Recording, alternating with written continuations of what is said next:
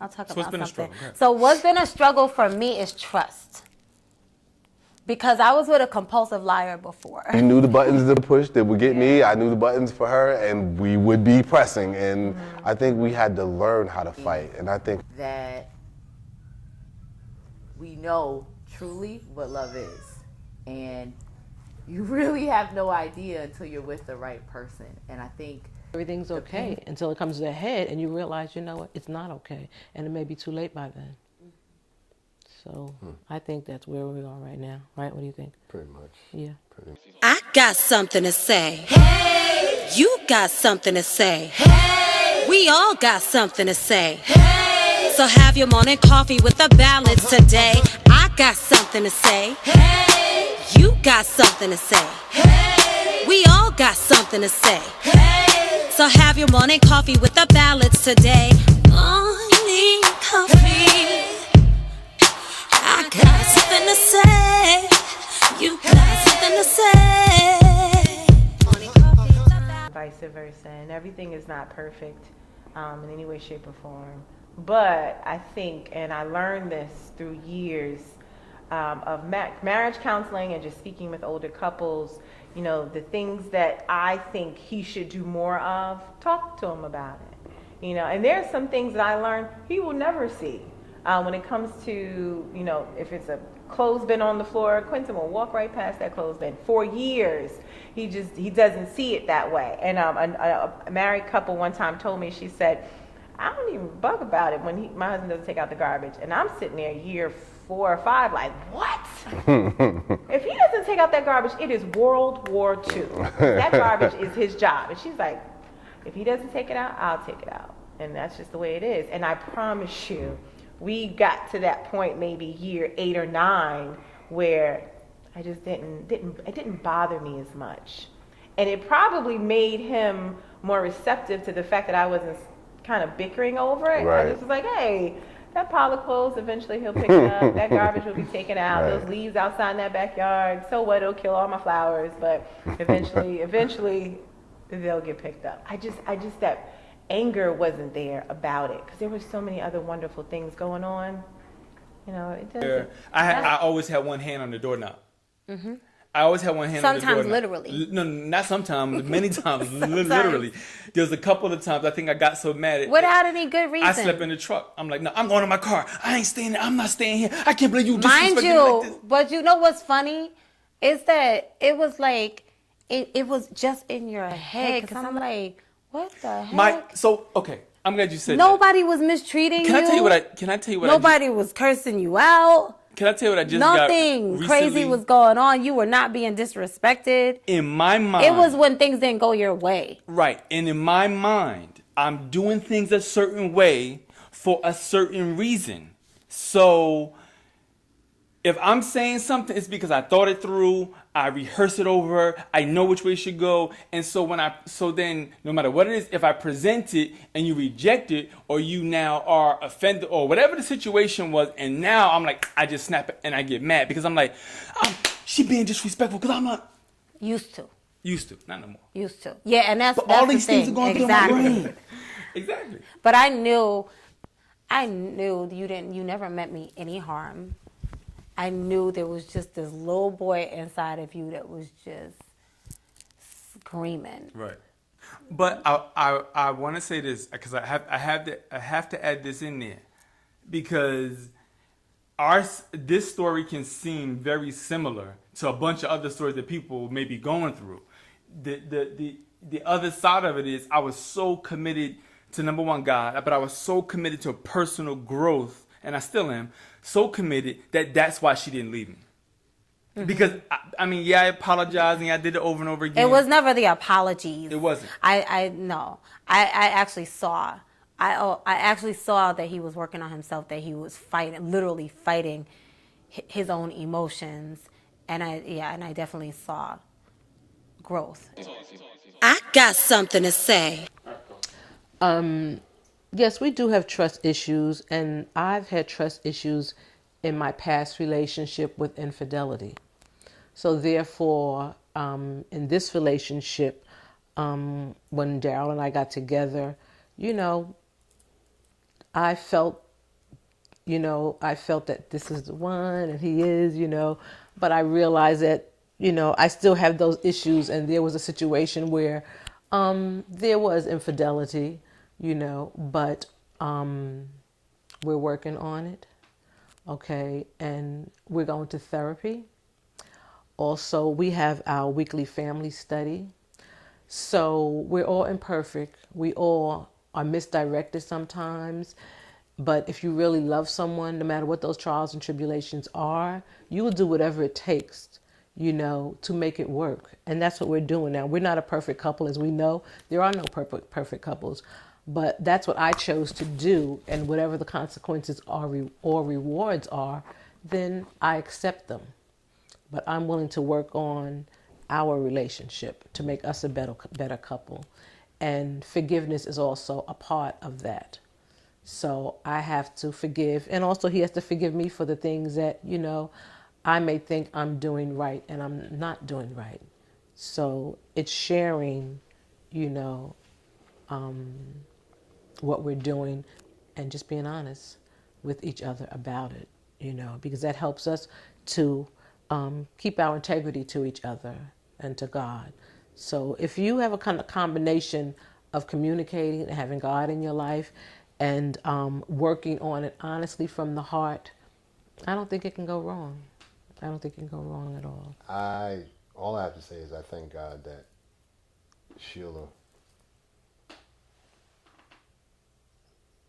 has forgiven me for what I've done, and that she is really willing to stay with me and work with me and love me. Seriously, I thank God for her. I really do. It's truly a gift, and that's pretty much it in a nutshell. Babe, I thank God for you.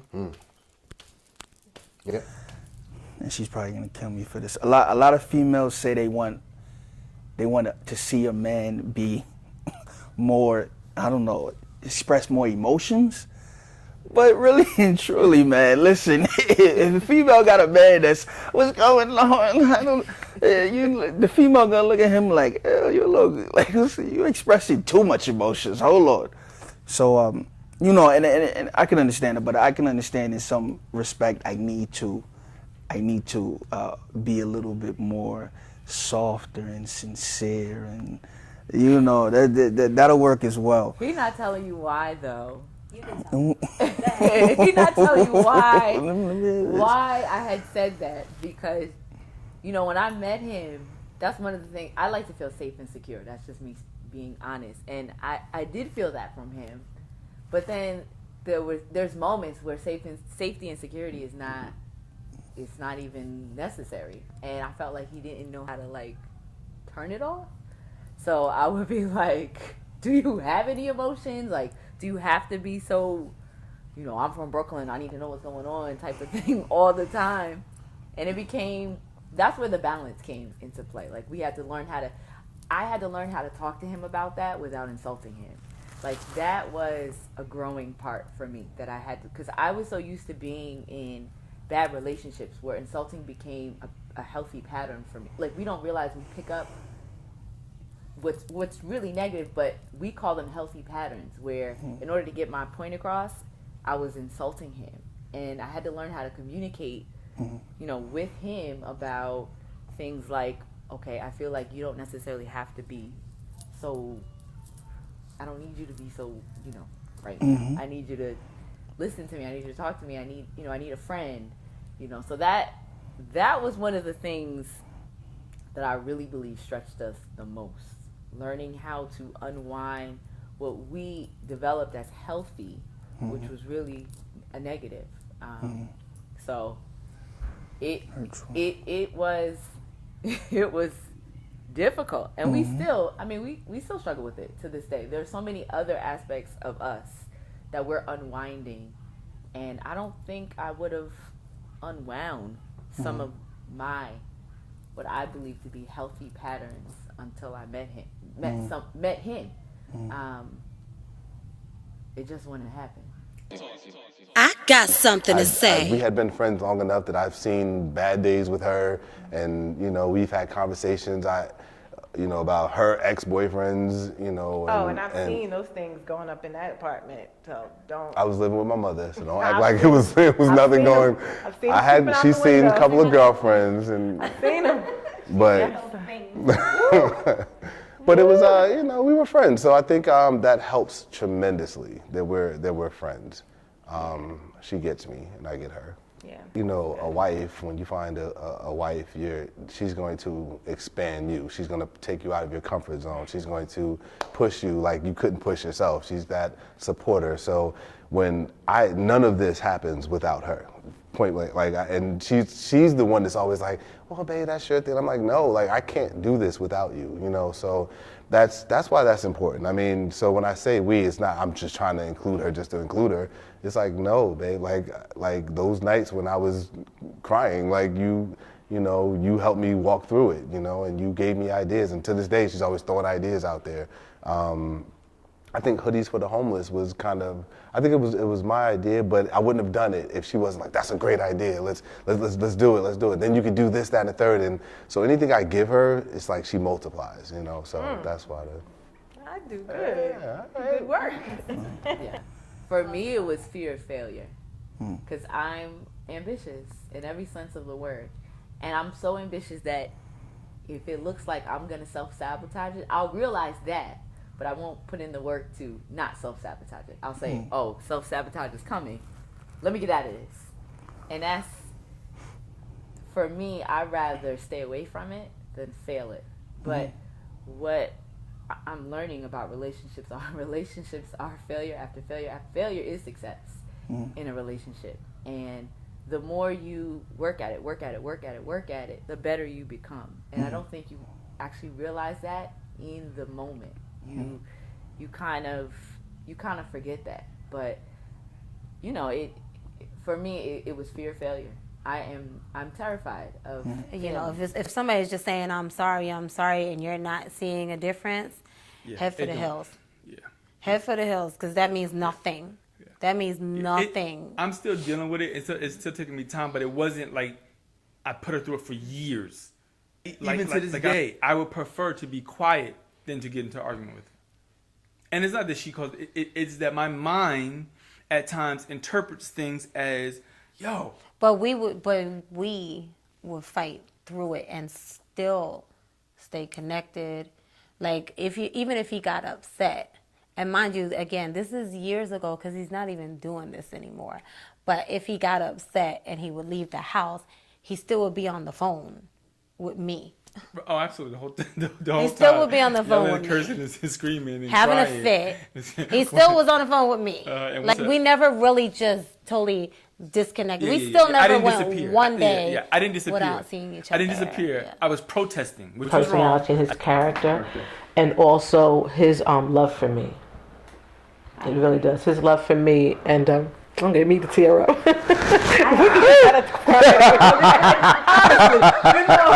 But you know what? But I realized that what we're going through as adults and as couples. He mentioned the next generation, and if we don't share our downsides or the bad things or the not so cute things in life, people go around thinking, young ones will go around thinking that everyone's okay. You know, we're not okay. You know, we're healing on a daily basis. You know, it's funny because she you know, I mentioned that I was always a man's man. It's because my fear was vulnerability, and it still is. It still is. You know, I grew up in Brooklyn, but I always kind of felt different. God is he's number one in my life, and he has helped me understand more about myself. And in loving him the way that I do, has helped me become a better person. That wrong? Huh? It's not that wrong. It's not. If you need to get away and take a break, and I know exactly where you are, right, and you're not far, right, and I can reach you on the phone. But I'm saying some people will do that and go to a hotel and disappear, not answer the phone and nothing. You don't know where they are. What I'm saying is, I was mindful of, I may be leaving because I'm protesting, but I'm gonna call. Love is very possible. and we want it to be known. It shouldn't be like something underneath, like a hidden rock. I'm not embarrassed by it. I'm not ashamed by it. It doesn't. Our love shouldn't make anyone else fearful. Just love. I think God's love is so good, and if God can bring Quentin in this world, and Quentin can help me become a better woman, that's love to me. You got something to say. Morning coffee, the Ballatts today.